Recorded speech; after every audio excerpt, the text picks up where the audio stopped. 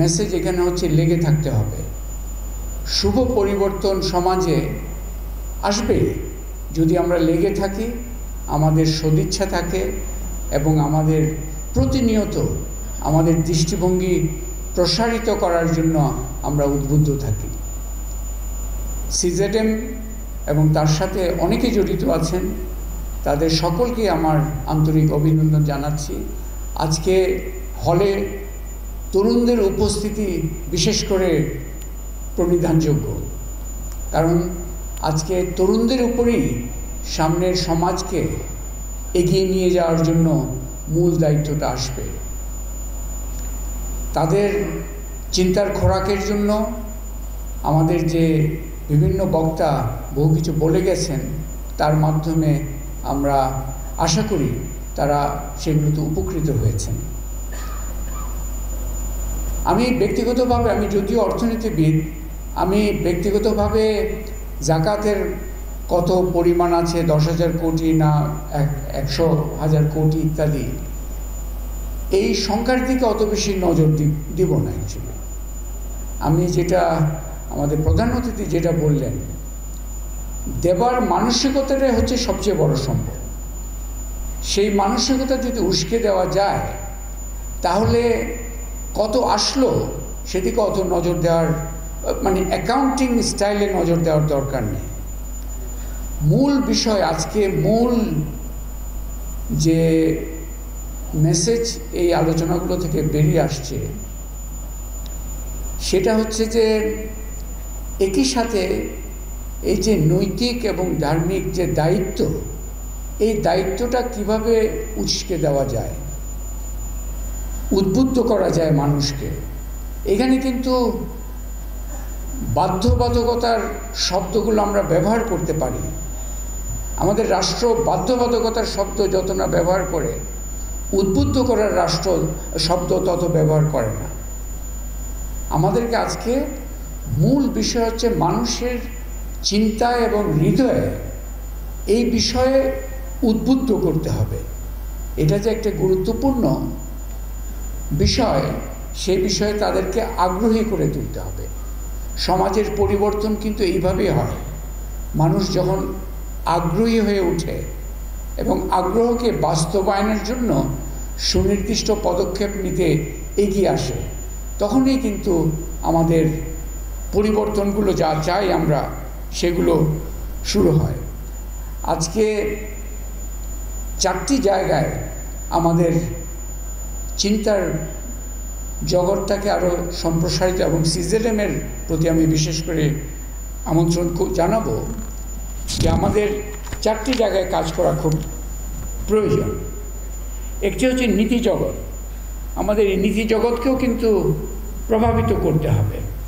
এনবিআরের কথা বলা হলো, এনবিআরের যে নিয়মকানুন সেগুলোর মধ্যে নীতি জগৎকে প্রভাবিত করার একটা প্রচেষ্টা থাকতে হবে। সেই চিন্তাগুলো আমাদের যে দক্ষ যারা পেপার প্রেজেন্ট করলেন, বক্তব্য রাখলেন, তারা কিছু কিছু দিক নির্দেশনা সেখানে দিয়েছেন। সো নীতি জগৎ এটা একটা আমাদের লক্ষ্যবস্তু। আরেকটি হচ্ছে আমাদের প্রোগ্রামিং, মাঠে কর্মসূচি নিয়ে থাকতে হবে। আমাদের মানুষের ভাগ্য পরিবর্তনের জন্য এই সিজেডএমের যে জিনিয়াস প্রকল্প অথবা যে জীবিকা প্রকল্প, স্বাস্থ্য নিয়ে প্রকল্প আছে, এই যে সোশ্যাল প্রোগ্রামিং, সুনির্দিষ্ট প্রোগ্রামগুলো আরও বিস্তার বাড়াতে হবে। বিশ্বে এই মুহূর্তে অনেক কিছু অন্যায়, অনেক কিছু কাজ করছে না, তার মধ্যে অন্যতম একটা জায়গা যেখানে যেটা কাজ করছে না, এবং এখানে আজকে অনেক গুরুত্বপূর্ণ চিন্তাবিদও এখানে আছেন, তাদের জন্য বলছি, আজকে আমরা যেটাকে বলি ডেভেলপমেন্ট বা উন্নয়ন, এই ডেভেলপমেন্ট বৈশ্বিক যে প্যারাডাইম, এটা কিন্তু কাজ করছে না, এটা ভেঙে পড়েছে। এসডিজির গল্প আমরা শুনি যে 2030-এর মধ্যে জাতিসংঘ নির্ধারণ করে দিয়েছে এই করতে হবে, কিন্তু বাস্তবে অগ্রগতি অত্যন্ত কম। তার জন্য তারা আবার হয়তো 2030-এ শুনব যে আরেকটা নতুন একটা কিছু ঘোষণা দেয়া হয়েছে। এই যে ডেভেলপমেন্ট প্যারাডাইমটা যে ব্রোকেন, এখানে কিন্তু আমাদের বিশাল সুযোগ আছে। বিশেষ করে ইসলামিক চিন্তাবিদ যারা আছেন তাদের সার্টেনলি ইসলামিক সোশ্যাল ফাইন্যান্স একটা দিক, আরও অনেকগুলো দিক আছে যেখানে এই উন্নয়নের যে একটা ব্রোকেন ন্যারেটিভ, এখানে পুনর্গঠনে বহু ধরনের নতুন উপাদান কিন্তু এখানে নিয়ে আসা যায়। আমি ডক্টর আইয়ুব মিয়াকে বারবার বলি যে আপনারা এখানে যেই কর্মকাণ্ডগুলো করেছেন এখানের মধ্যে কিন্তু বৈশ্বিক জ্ঞানের উপাদানগুলো আছে। আজকে ডক্টর গাজালি আছেন যে বিশ্ব ওয়াকফ এবং জাকাত ফোরামের নেতৃত্ব এখানে আছেন। এই বৈশ্বিক জ্ঞানে আমাদের এইসব অভিজ্ঞতা থেকে বহু কিছু দেওয়ার বিষয় আছে। তৃতীয় যে জায়গাটায় আমাদের, সেটার সাথে আমি অলরেডি বলে ফেলেছি বলতে গেলে এক কিছুটা, সেটা হচ্ছে জ্ঞানের জগৎ। এই যে ম্যানচেস্টার বিশ্ববিদ্যালয় থেকে অথবা ইউনাইটেড ইন্টারন্যাশনাল ইউনিভার্সিটি থেকে যে একাডেমিয়া, আমাদের একদিকে যেমন আমাদের প্রোগ্রামিং অভিজ্ঞতাকে নীতির জগতে নিয়ে যেতে হবে, আরেকদিকে জ্ঞানের জগতেও নিয়ে যেতে হবে। কারণ ঘুরে ফিরে ওই জ্ঞানের জগৎকে যদি পরিবর্তন করতে না পারি, ঘুরে ফিরে সেই বিশ্ব ব্যাংকের প্রেসক্রিপশন অথবা IMF-এর প্রেসক্রিপশন, সেগুলোর উপরে কিন্তু আমাদের নির্ভর হয়ে বসে থাকতে হবে। এবং চতুর্থ যে জায়গাটা আমাদের নজর দিতে হবে সেটা হচ্ছে যে উদ্বুদ্ধকরণ, সোশ্যাল ক্যাম্পেইন। মানুষকে তার ভেতরের যে ভালো করার আকাঙ্ক্ষা সেটাকে কিভাবে আরও জাগ্রত করা যায়। এটা কিন্তু শুধুমাত্র রাষ্ট্রের দায়িত্ব নয়। এই যে সোশ্যাল ক্যাম্পেইন, বাংলাদেশে অনেকগুলো পরিবর্তন হয়েছে কিন্তু through the social campaign approach. আপনি দেখেন স্কুলে এখন যে প্রতিটা মা তার শিশুকে শিক্ষায় পাঠাতে চায়, এটা কিন্তু হয়েছে সোশ্যাল ক্যাম্পেইনের মাধ্যমে। আমাদের যে স্যানিটেশনে পরিবর্তন এসছে, এগুলো হয়েছে সোশ্যাল ক্যাম্পেইনের মাধ্যমে। সোশ্যাল ক্যাম্পেইনে উদ্বুদ্ধকরণের প্রচেষ্টাটা এটা অত্যন্ত গুরুত্বপূর্ণ। তো আজকের এই যে আজকে আমরা আলোচনা করছি ইসলামিক সোশ্যাল ফাইন্যান্স, কিন্তু ওই আলোচনার সূত্র ধরে আমরা বৃহত্তর আলোচনাটার জায়গায় যাচ্ছি এবং এখানে সেন্টার ফর জাকাত ম্যানেজমেন্টের বড় ধরনের ভূমিকা আছে, সম্ভাব্য ভূমিকা আপনারা ভূমিকা পালন করছেন। বাট আমি মনে করি এই যে চারটা জগতে জোরালোভাবে উপস্থিতি আরও কীভাবে সম্প্রসারিত করা যায় এদিকে নজর দেওয়া দরকার। আমাদের ডক্টর ওমর ফারুক একটা খুব গুরুত্বপূর্ণ শব্দ ব্যবহার করেছেন, সোশ্যাল গুড। একটা আজকে যেই তরুণ উপস্থিতি এখানে আছে, আজকে বলা হচ্ছে বিশ্ব, বাংলাদেশ তো বটে, বিশ্ব হচ্ছে তরুণদের সময়, তারুণ্যের সময় এটা। কিন্তু ওটার সাথে আমি কিছু কোয়ালিফিকেশন যোগ দিতে চাই। শুধু তরুণদের সময় বললে তো শুধু বয়সের কথা বলা হচ্ছে। আমরা তরুণদেরকে অ্যাটলিস্ট 4টা গুণাবলীর সম্পন্ন তরুণদেরকেই নেতৃত্বে দেখতে চাই, বিশ্বকে এগিয়ে নিয়ে যাওয়ার সেই পরিবর্তনের কর্ণধার হিসেবে দেখতে চাই। একটি হচ্ছে তরুণ কিন্তু নৈতিক শিক্ষায় বলীয়ান। নৈতিকতার বিষয়টা খুবই গুরুত্বপূর্ণ এবং নৈতিকতা কিন্তু শুধুমাত্র আমার ব্যক্তিগত কিছু আচরণের বিষয় নয়। নৈতিকতা শব্দটার ব্যাপ্তি কিন্তু আরো অনেক বেশি গভীর। Morality, this is not limited to some personal qualities only. এটা কিন্তু আমার বৃহত্তর সমাজে এই নৈতিকতার বিষয়টা আমি কিভাবে দেখছি।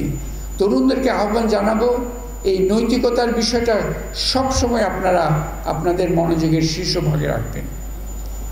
দ্বিতীয় যেই বিষয়টাকে তরুণদেরকে অনুরোধ করব, আজকে যেহেতু এই বিষয়গুলো নিয়ে তরুণরা এগিয়ে নিয়ে যাবে, দ্বিতীয়টা হচ্ছে আমাদের প্রয়োজন দক্ষ তরুণ। অলস তরুণ আমাদের প্রয়োজন নাই।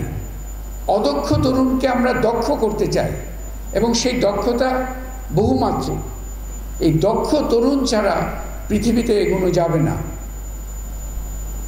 তরুণরা যদি তাদের যে সম্ভাবনা, তাদের সামনে যে আহ্বান আছে, সেটা গ্রহণ করতে চায়, নিজেদেরকে সার্বিকভাবে দক্ষ হিসেবে গড়ে তুলতে হবে।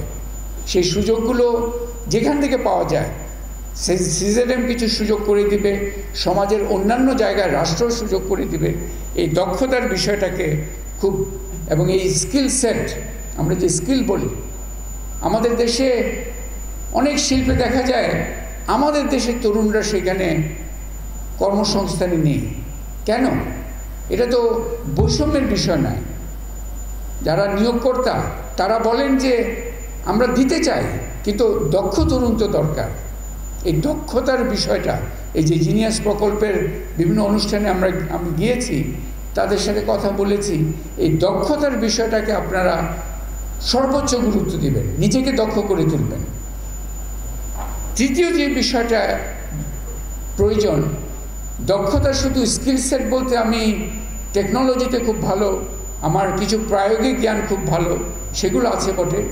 চিন্তার দক্ষতাও খুব জরুরি। কেন? কারণ আজকে পৃথিবী অত্যন্ত পরিবর্তনশীল, নানামুখী প্রবণতা কিন্তু এখানে কাজ করছে। বাংলাদেশের আশপাশেও দেখবেন আপনি এক ধরনের জটিল এবং সর্বক্ষণ পরিবর্তনশীল পারিপার্শ্বিকতা। এখানে চিন্তার দক্ষতা খুব জরুরি, বোঝার দক্ষতা, আমাদের পারিপার্শ্বটা কিভাবে পরিচালিত হচ্ছে, এই চিন্তার দক্ষতার জায়গাটাও খুবই গুরুত্বপূর্ণ। এবং সর্বশেষ যেই বিষয়ে তরুণদেরকে মনোযোগী হতে হবে, যেটা ডক্টর মুখতার বলেছিলেন, সোশ্যাল গুড। কবে সেই দারিদ্র্যমুক্ত পৃথিবী হবে, এবং সেটা মনে হয় যে অন্যের দায়িত্ব। সেটা আমি কিছু পাওয়ার জন্য নই, আল্লাহর সন্তুষ্টির জন্য, আমার নিজের সন্তুষ্টির জন্য আমি একটা ভালো কাজ করব। সোশ্যাল গুড, কিছু পাওয়ার জন্য নয়। এবং এটাতে সমাজ পরিবর্তন হলো কি হলো না সেই ব্যাখ্যা পরে অন্য সময় হবে, কিন্তু এই যে সোশ্যাল গুড, এই মানসিকতা কিন্তু খুবই জরুরি। এই চারটা গুণাবলীতে আমাদেরকে, তরুণদেরকে আহ্বান জানাবো যে আপনারা এই চারটা গুণাবলীর দিকে নজর রাখবেন, মনোযোগী হবেন, এবং এখানে তাদেরকে সহায়তা করার জন্য আমরা যারা অন্য প্রজন্মের এবং যারা প্রতিষ্ঠান আছেন, সিজেডএমের মতো রাষ্ট্র আছে যার প্রতিনিধি এখানে আছেন, এমনকি আন্তর্জাতিক পার্টনার যারা আছেন, আমাদের ওয়ার্ল্ড জাকাত এন্ড ওয়াকফ ফোরামের মতো প্রতিষ্ঠান যারা আছেন, সবার কাছে কিন্তু আপনারা এগুলো পেতে পারেন, আপনাদের এই দক্ষতা অর্জনের জায়গাগুলো। তো আমি আর কথা বাড়াবো না, আমাদের চিন্তার জায়গায় শেষ একটা কথা বলতে চাই। আজকে কমার্স অ্যাডভাইজার এখানে আছেন, দেখেন আমরা সাধারণত যখন অর্থনীতির আলোচনা করি, ব্যক্তি খাত এবং সরকারি খাত, পাবলিক সেক্টর, প্রাইভেট সেক্টর কথা বলি, তাই না?